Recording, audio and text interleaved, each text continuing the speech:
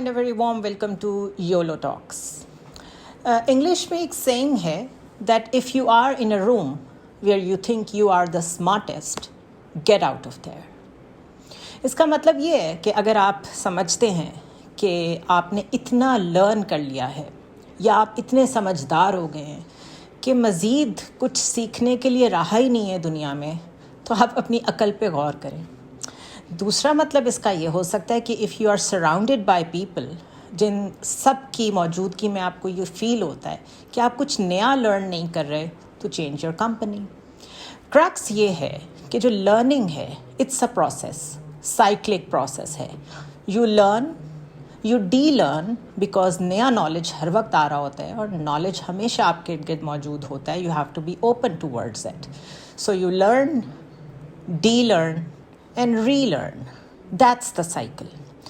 अगर आप सिर्फ डी लर्निंग पे खड़े हो गए हैं बिकॉज आपने ये सोच लिया और समझ लिया कि आप सब कुछ समझ चुके हैं, सब कुछ सीख चुके हैं, आप अक्ले कुल हैं, तो ये आपका डिके स्टार्ट हो गया है.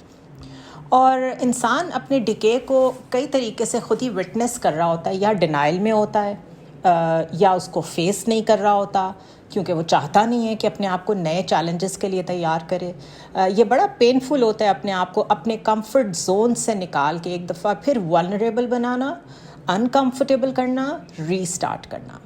But at some stage of your life you have to do it because कोई भी एक स्टेज लाइफ की 10 साल की, 5 साल की हमेशा के लिए आपको पे बैक नहीं कर सकती. पे बैक के कई मतलब हो सकते हैं. फाइनेंशियल रिटर्न्स की बात भी हो सकती है. एक ही स्किल आपको सारी उम्र अगर पे करती रहती है तो ठीक है, आप उसी से अर्न करते रहें, लर्निंग नई नहीं होगी.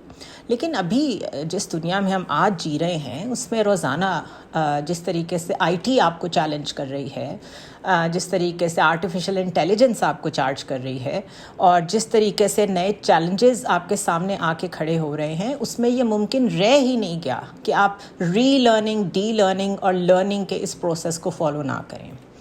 मैं इस पे क्यों बात कर रही हूँ? मैं इस पे इसलिए बात कर रही हूँ कि whenever you express an idea या आप कोई ओपिनियन फ्लोट करते हैं ऑन द सोशल मीडिया, जैसे मैं ये वीलॉग्स करती हूँ, लोग उसके नीचे कमेंट्स लिखते हैं और कमेंट्स से ये अंदाज़ा होता है कि हम मिन हैसुल कौम एक जगह पे स्टक हुए हुए हैं और वो बहुत सारी जगह हैं. माइंडसेट हमारा बहुत स्टबन हो चुका है.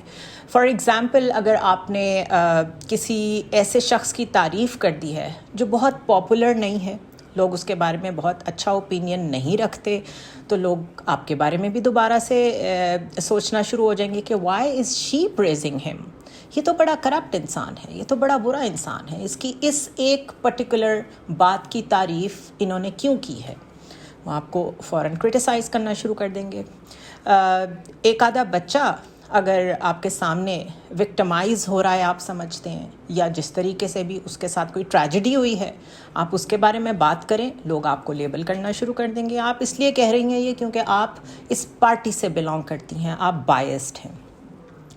वही चीज़ जब आप किसी ऐसी पार्टी के बारे में कहें जिसके बारे में समझा ये जाता है कि आप असल में उसके मुखालिफ हैं, तो लोग कहते हैं आपने साइड चेंज कर ली है, फिर आपको दूसरी साइड वाले बातें करना शुरू कर देते हैं. ये सब क्या है?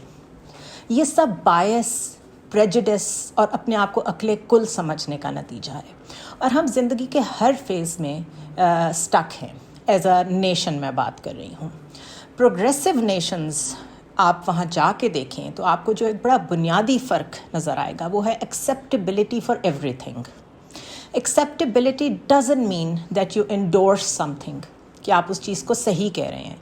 लेकिन अगर वो आपको सही नहीं लगता तो इसका ये मतलब नहीं है कि उसको सरज़मीन से, उसको कुर्राए अर्ज़ से ही ख़त्म कर दें, उसका नाम निशान मिटा दें, उसके पीछे हाथ धो के पड़ जाएं और जो उस पर बिलीव करने वाले हैं उनके लिए जीना हराम कर दें. सो यही एक टॉपिक मुझे लगा जिसको सबसे ज़्यादा ज़रूरत है बात करने की, कि हमने अपने पे लेबल्स क्यों लगाए हुए हैं. हम इस पार्टी के हैं, हम उस पार्टी के हैं, हम इस फ़िरके के हैं, हम उस फ़िरके के हैं, हम इस क्लास के हैं, हम उस क्लास के हैं, हम ए क्लास जर्नलिस्ट हैं, फ़लाना डी क्लास जर्नलिस्ट है. ये असल में सब कॉम्प्लेक्सेस हैं उन लोगों के जिन्होंने ये डिविजन्स की हुई हैं और इन डिविजन्स में बिलीव करते हैं.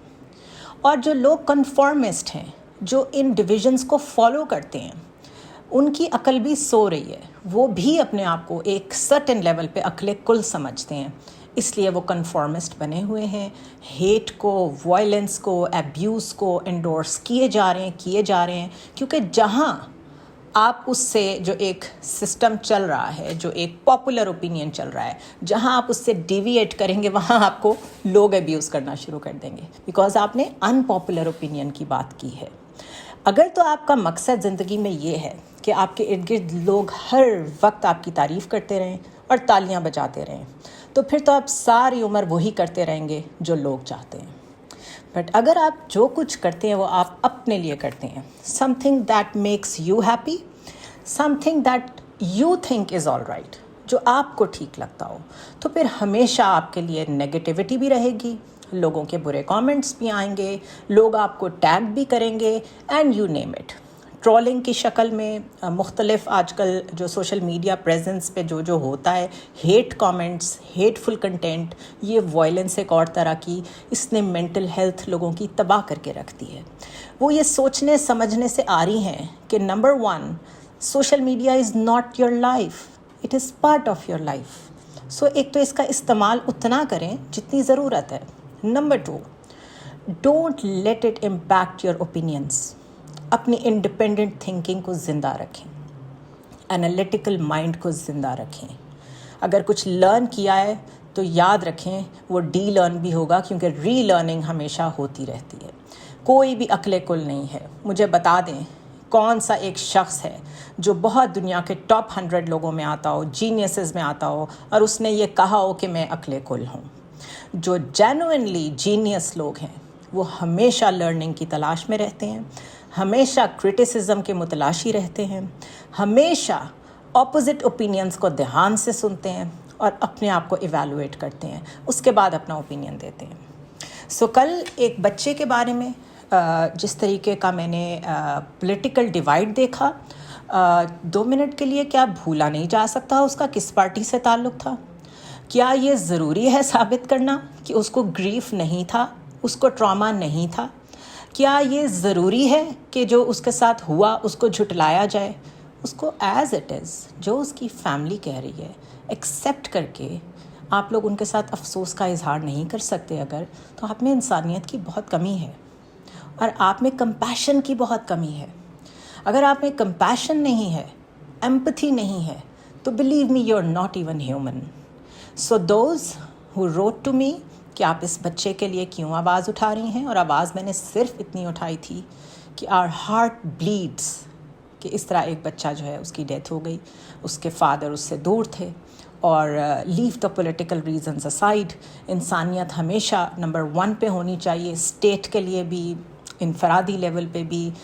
کیا ہو جاتا اگر ڈاکٹرز کہہ رہے تھے کہ اس کو اپنے بابا کی ضرورت ہے، تو اس کے بابا کو اس کی ہیلتھ ٹھیک ہونے تک ہاؤس اریسٹ کر دیا جاتا. تو بہرحال یہ تو اسٹیٹ کے ڈیسیجنس ہیں، وہ جانے، ان کا کام جانے. لیکن میرا یہ کام ضرور ہے کہ میں اپنے کمپیشن کو زندہ رکھوں، میں اپنے انڈیپینڈنٹ اوپینین کو زندہ رکھوں، اور میرے اس انڈیپینڈنٹ اوپینین کو ٹرولز یا ہیٹ کامنٹ یا میرے ارد گرد کی وائلنس چینج نہیں کر سکتی. So this is my opinion today and my advice to you کہ اگر آپ زندہ رہنا چاہتے ہیں، ہیلدی رہنا چاہتے ہیں، تو اپنے اوپینین کو پاپولر اوپینین میں گم نہ ہونے دیں. اپنی سے رکھیں، ہمیشہ انڈیپینڈنٹلی سوچیں. اگر کسی ایک فیلڈ کا بہت بڑا نام کوئی بات کہہ رہا ہے تو اچھی بات ہے، وہ ایک ایکسپرٹ اوپینین ہے، پھر بھی اپنا انڈیپینڈنٹ مائنڈ اپلائی کریں اس پہ، اور لوگوں کو دیکھیں، ملٹیپل سورسز پہ جائیں کہ اس کے بارے میں اور دنیا میں کیا ڈسکشنز ہو رہی ہیں، then reach a conclusion. And to be honest, conclusion کچھ بھی نہیں ہوتا. Information, knowledge, it's all fluid. It keeps on flowing, it keeps on floating. And if you are not floating with it, تو آپ کو پتہ ہے جو چیز رک جاتی ہے، جو چیز منجمد ہو جاتی ہے، اس میں بدبو پیدا ہو جاتی ہے. So I hope my message has gone across کہ let's be independent in our thinking, let's have our own opinions, and there is no shame at all in having an unpopular opinion. اور آپ سے چاہے کوئی بھی agri نہ کرے, لیکن جو چیز آپ کو دل میں ٹھیک لگتی ہے اس کے ساتھ کنٹینیو کریں. And do your own thing, lead your own life. کوئی ضرورت نہیں ہے ہجوم میں گم ہونے کی. سی یو نیکسٹ ٹائم.